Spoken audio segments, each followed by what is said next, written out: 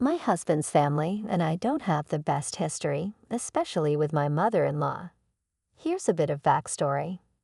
My husband, Kyle, is one of two children.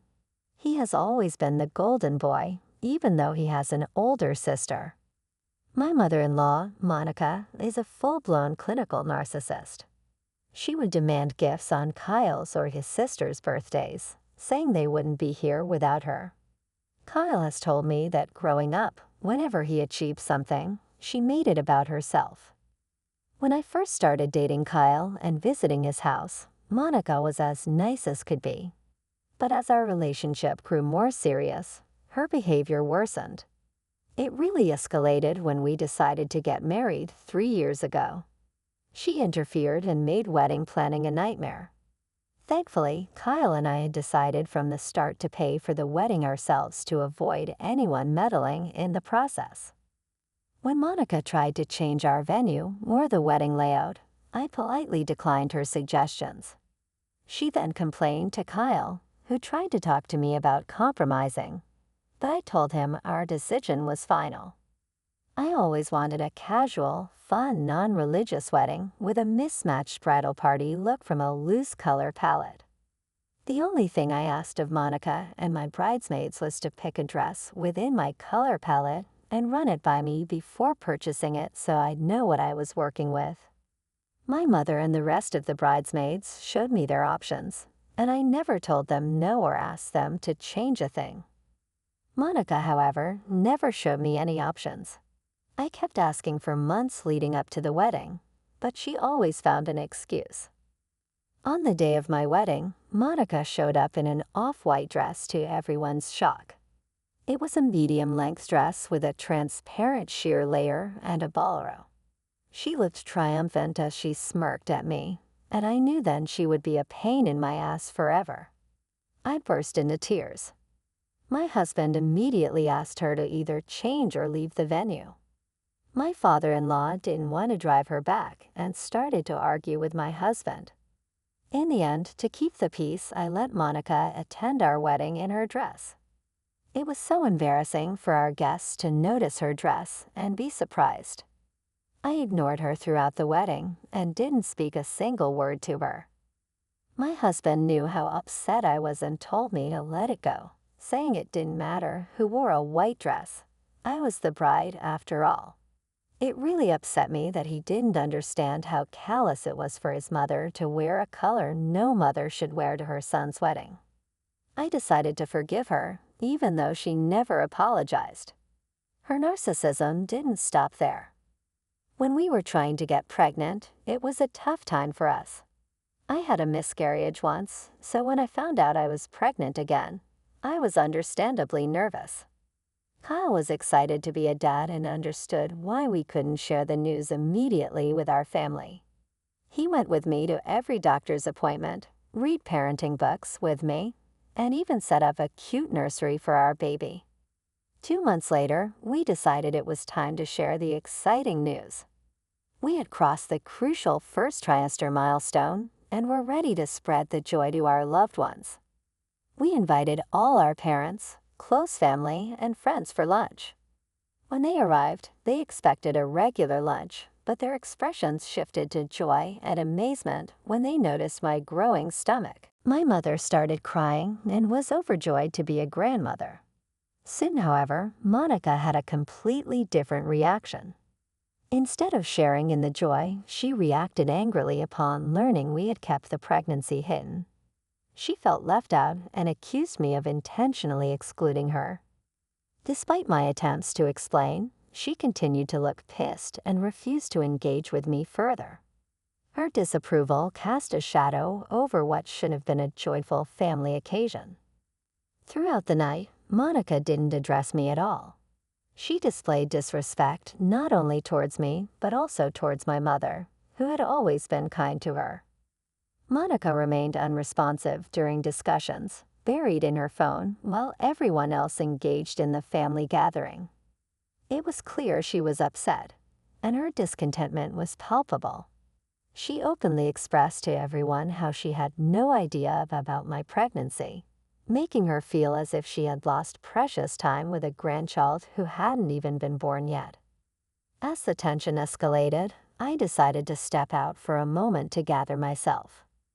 My mother noticed my distress and came to comfort me until I felt composed enough to return. As the night ended, Monica made a deliberate point of saying goodbye last.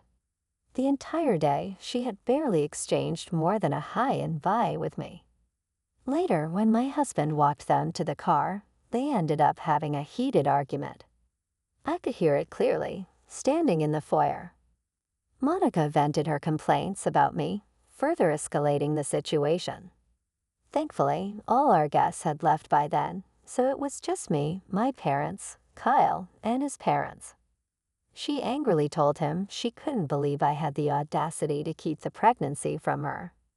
My husband calmly let her know that he and I had both decided to wait until we were out of the danger zone before sharing the news. Hearing this, Monica started yelling, "This is our grandchild we're talking about. I deserve to know from the very beginning. Mom, we just wanted to be cautious before giving the good news." "Cautious? I am your mother. You should have trusted me with this. I know this is all her fault. You let her dictate whatever she wants. Grow a pair." Kyle's face turned red with embarrassment as he looked at his mother miserably. I was unaware of the tears streaming down my face. The sharpness of her words left me hurt and bewildered. I tried to intervene, but my mother stopped me by whispering that if I said anything, Monica would find a way to jump at me. This was absolutely true, because I was sure Monica just wanted to fight with me, but I wasn't going to give her the satisfaction, so I kept my mouth shut. My mother-in-law told Kyle that he should open his eyes and see the truth, that I was controlling everything and she should have been the first to know if her son was having a child. Eventually, my father-in-law urged her to calm down and drove her away. As you can imagine, this wasn't the last time she acted this way. Her list of blowing things out of proportion and acting entitled is endless. Here are a few examples. She tried to teach our baby to call her Ma instead of Grandma, which infuriated me. She would beg to babysit our child and then make sure everyone knew how much she helped us, claiming we always needed her. When I had health issues after pregnancy, she told me I needed to be a better mother and should get over myself. Due to these incidents and many more, my relationship with Monica has never been great, but I tolerate her for the sake of my husband. Recently, my in-laws moved into a new place and invited us to check it out. We were quite busy, so we couldn't go. Kyle wanted me to go alone with our child, Debbie, but I was hesitant. He urged me to go so his mother would stop calling him about it. Begrudgingly, I agreed to go over the weekend. Debbie had a friend's birthday party, so I dropped her off and asked my mother to pick her up. Debbie loves spending time with her grandparents. It was a sunny Friday afternoon when I went to check out my in-laws' new place. The property was massive and looked like my father-in-law had spent a lot on it for his retirement. The house was huge with a mix of modern and classic styles. The yard was filled with green plants and fragrant flowers. When I rang the doorbell, my mother-in-law opened the door. She looked excited at first, thinking it was Kyle, but then saw it was just me. She looked confused and asked where Kyle and Debbie were. I told her Kyle had an appointment and Debbie was at a friend's birthday party. This really upset her, and she started complaining about how selfish we all were not to find time for her. I tried to change the topic by telling her I was there and would love to check out her new place. She smiled a bit sadly and invited me inside. The inside of the house was just as fancy. The entrance had high ceilings and everything was nicely decorated.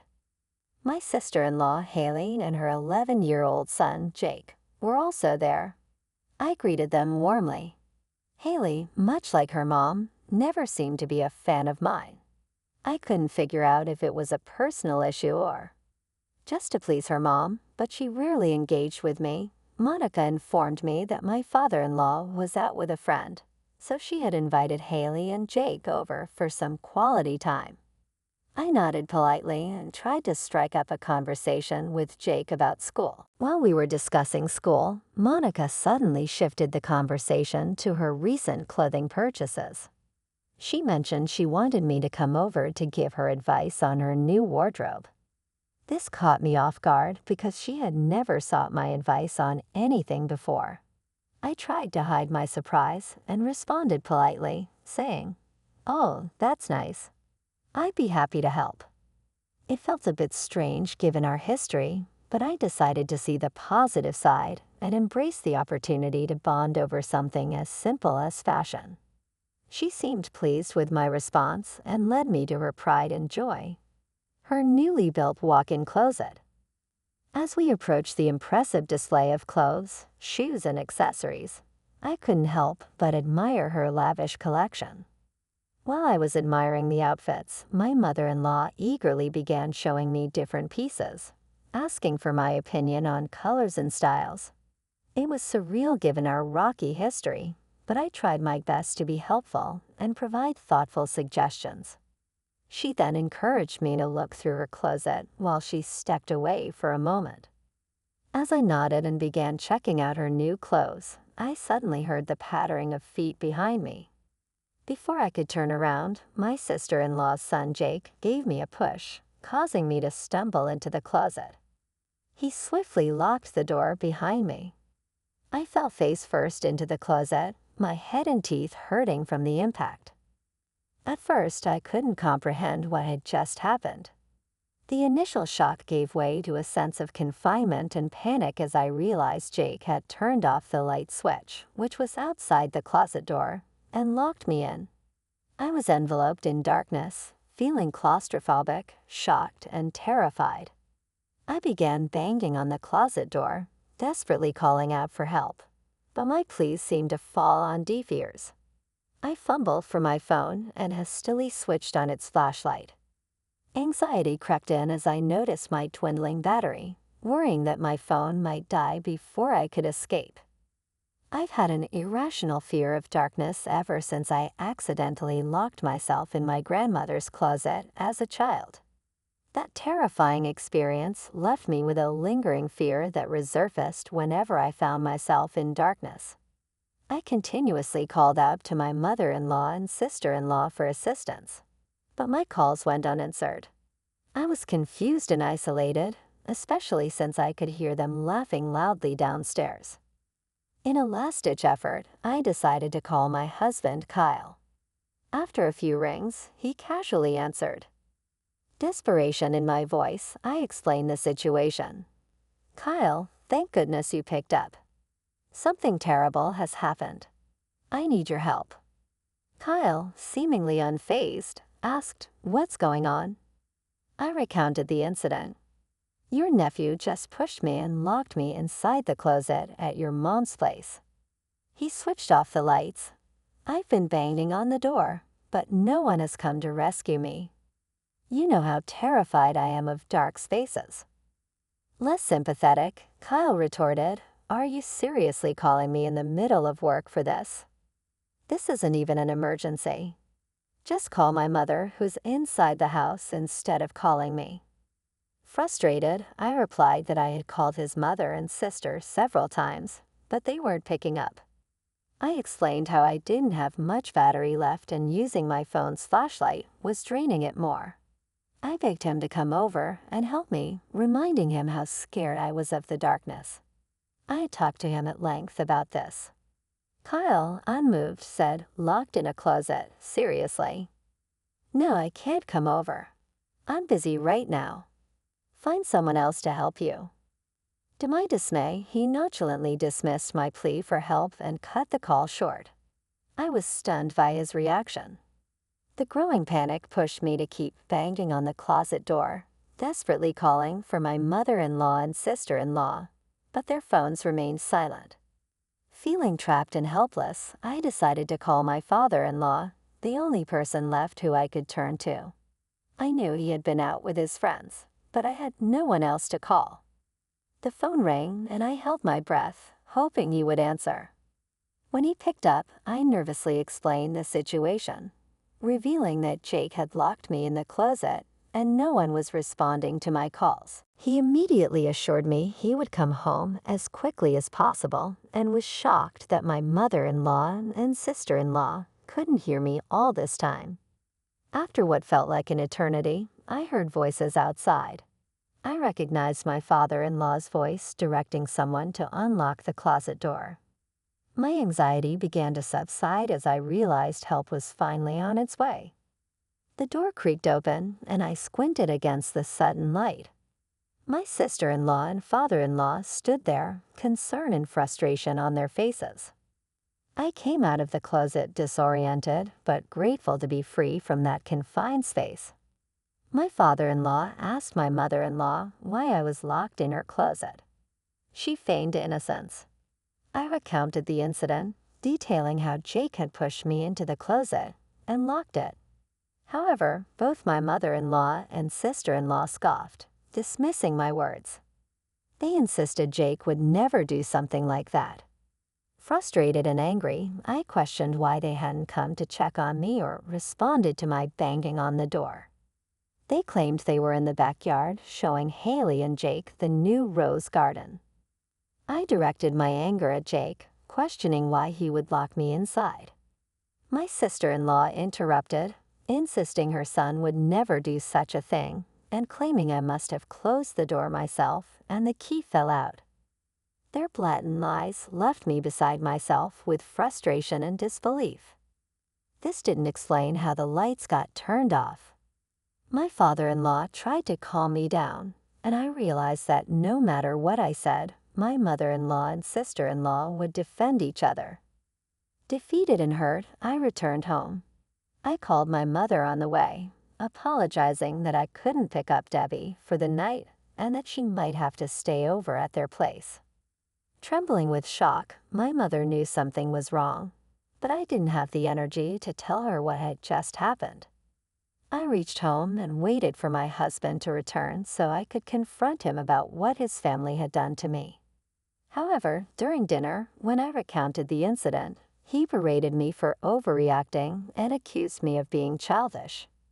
He insisted my accusations about his family were ridiculous and refused to believe his nephew could have locked me inside the closet, or that his mother and sister had knowingly refused to help me. He justified his actions, saying he wasn't at my beck and call and I needed to be more understanding. With everyone gaslighting me, I started to doubt myself. To avoid further conflict, I chose not to argue with him any further. I retreated to bed, enveloped by profound loneliness, struggling to understand what had happened. The weight of the incident pressed heavily on my chest, and the feeling of being dismissed and misunderstood by my husband lingered. I knew what had happened wasn't merely a prank. It was intentional, calculated, and deeply humiliating, especially since everyone knew I was afraid of the dark. The following day, while grappling with the emotional aftermath of the previous day's ordeal, I received a TikTok link from my cousin. She asked if the video featured me. Opening the link, I was horrified to see that my nephew Jake had recorded the entire incident and shamelessly posted it for his followers on TikTok. He explained how he wanted to prank me and locking me inside the dark closet was his perfect plan. He got the camera in the corner and then ran to push me inside. My blood boiled with anger. Infuriated, I shared the video in our family chat, demanding apologies now that I had proof. I also told my sister-in-law to make Jake delete the video. Immediately, instead of acknowledging the severity of the situation, my mother-in-law brushed it off, saying it was really funny and claiming that boys will be boys. My sister-in-law joined her, insisting I shouldn't be bothered by the video and should just let it go as it was a harmless prank. I warned them that if Jake didn't remove the video, I would take legal action. My mother-in-law replied that I was being too much and needed to chill out and learn to be a part of the family. Fed up with their lack of empathy, I decided to take matters into my own hands. I called the police and provided them with the evidence. Recognizing the gravity of the situation, they agreed to visit my sister-in-law and question her about why her 11-year-old child had a TikTok account and was posting such pranks. Later, my sister-in-law called me angrily, asking if I seriously had the audacity to file a complaint against her. I told her that I had and that I was willing to take this to court. She started yelling at me, but I quickly informed her that I was recording the conversation and would happily give it to my lawyer. She shut up after that. Am I the ashhole for teaching my husband's family a lesson for locking me inside the closet for over an hour? Update 1. In just a few hours, I received thousands of comments, and I'm glad to see that the majority understand why I involved the police. I've been receiving multiple calls from my in-laws asking me to withdraw my statement to the police.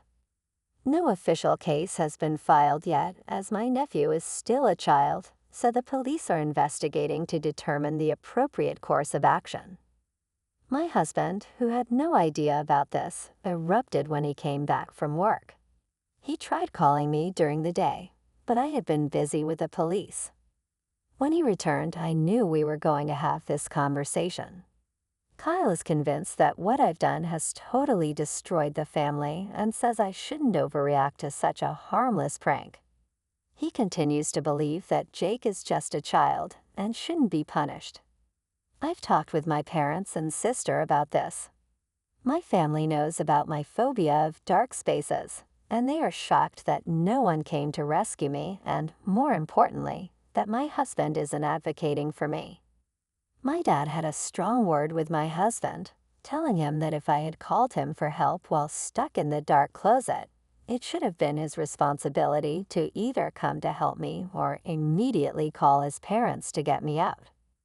The fact that he didn't do either doesn't sit right with me or my family. Thanks to everyone's comments, I can see that my husband and his family's dismissive attitude has been going on for a long time, and I have been blind to it. I will continue to update you when there are further developments. Update 2. It's been a week since my last update, and there has been a major development. Sister-in-law's husband, Vic, who was out of town, recently returned and found out about what had happened between me and Jake. He completely lost it and asked my nephew to immediately take down the video and apologize to me personally. When my sister-in-law tried to defend her son's actions, Vic threatened to kick him out if he ever disrespected others like that. This was all told to me by Vic when he visited me. I agreed to meet up in hopes of getting to the bottom of this incident. Vic came over with Jake, who looked sad, likely having been scolded. As soon as we sat down, Jake started apologizing. He admitted to pushing me into the closet, but said it wasn't entirely his fault. Vic and I looked at him curiously. Jake revealed that he had talked to my mother-in-law about his TikTok account and prank videos his friends played on others. She encouraged him to try it on someone in real life. Jake told her he didn't think it was a good idea to prank family members, but she insisted it was okay to prank me since I was just married into the family and not technically his relative. I was shocked to hear this. Vic asked Jake if he was lying to dodge responsibility, but Jake began to weep, saying we could check his phone for their conversation. He showed us the chats, and I was horrified to see them. For someone her age to incite a child to such actions because she disliked me was appalling. I saved the screenshots to my phone and advised Jake against following her suggestions, emphasizing it was wrong. Jake nodded solemnly. Vic, equally taken aback, expressed his dismay and reconsidered allowing his child around my mother-in-law. He expressed regret for not being there to prevent Jake's actions and urged me to retract my statement to the police. I assured them I would discuss it with my lawyer and the police on the condition that Jake never uploaded the video again or kept a copy. Jake assured me he had deleted the video. Since this conversation, I've started questioning my entire relationship with my mother-in-law. It's clear now she was behind the prank and encouraged Jake to do her dirty work. I can't be around her ever again, not knowing what else she might do. Update 3. Hello everyone, it's been 4 months since my last update. I have moved out of my husband's place and I'm staying with my parents. As I previously mentioned, my mother-in-law was behind everything. When I confronted her, she refused to accept her mistakes, even after I showed her the screenshots. She tried to accuse Jake of manipulating and photoshopping them. Her lies quickly fell apart when I threatened legal action. Mother-in-law begrudgingly admitted she had planned this with Jake and thought it was the perfect time to prank me when I visited alone. She said my sister-in-law was in on it too, and they enjoyed hearing me scream for help. She begged me not to pursue it further, promising never to do it again. Fortunately, I had recorded our conversation, so I sent the voice recording to our group chat. I also sent a text to my sister-in-law expressing my disappointment and hoping her son would turn out better than her. As for my husband, our relationship deteriorated. Despite the evidence, he never apologized for what his family put me through. Seeing my family rally behind me made me realize I wasn't overreacting and that what happened was a big deal. Although I decided not to take legal action, I couldn't forgive and forget. There was no going back, and with my husband supporting them, there was nothing left to fight for. I moved up to start divorce proceedings. He wasn't surprised and didn't fight me when I announced I wanted a divorce. It has been extremely hard as I genuinely loved him and thought we would grow old together. But these last few months have been eye-opening, and I deserve to put myself first. I'm grateful to everyone in the comments section and my family for helping me see the truth about my husband and his family.